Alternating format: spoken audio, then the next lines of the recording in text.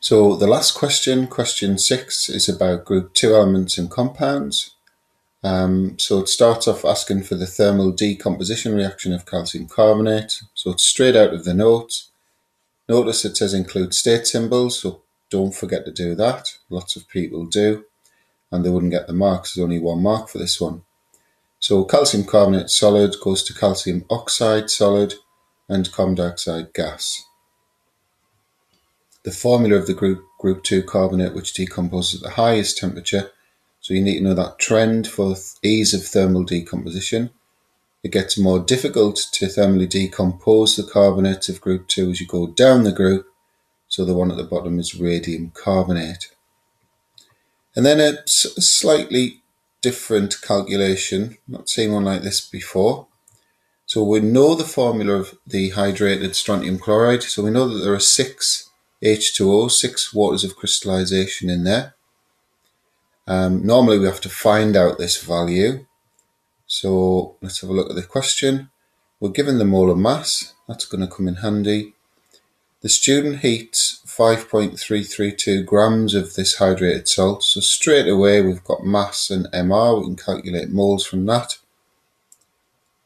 The strontium chloride, the hydrated strontium chloride, loses some of its water and forms 3.892 grams of a solid product. So the difference between the starting mass and the solid product mass is going to be the water that's lost. So we calculate moles of water from that. So as you're reading through the question, you can be thinking, all right, I could do that, I could do that. Use this information to determine the formula of the solid product. Right, so it's obviously lost some of its water of crystallization, but not all. So I've got this equation up for the reaction. So SrCl2 6H2O is going to SrCl2 XH2O. We've got to find out what that X is, and Y waters. What do we know? Well, we know that we started off with that many grams of this. We made that many grams of that. And the difference, therefore, is the water. What can we find out from that? Mass over MR, moles. Mass over MR of water, moles. So you can see from these moles that 0.02 moles of this made 4 times as many moles as water. So therefore, 1 mole of this, which has 6 moles of water in it, makes 4 moles of water. So what's left in this? 2 moles of water. There's your answer. So it must be SrCl2.2H2O.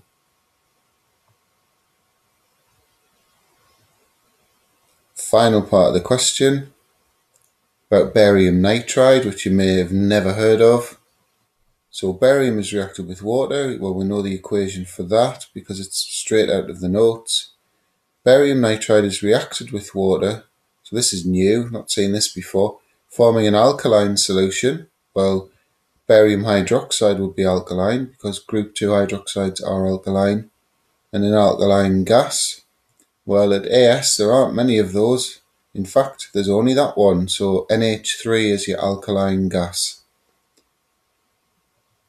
And then it goes on about that. That comes later on in the question. Right, write an equation for reaction 1 and 2. Well, reaction 1 straight out of the notes. So there's the answer there. Just remember that group 2 hydroxides have this formula, metal OH twice. You also make hydrogen in that reaction. And then the equation that you got to try and work out from scratch. So there it is, barium nitride plus water makes barium hydroxide and ammonia. And it gets balanced like that.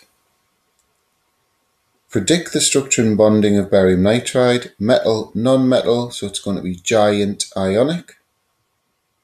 And then the final part of the question, we're given this formula of this ion that we've probably never seen before. The important thing is this single line between the oxygens stands for a single covalent bond.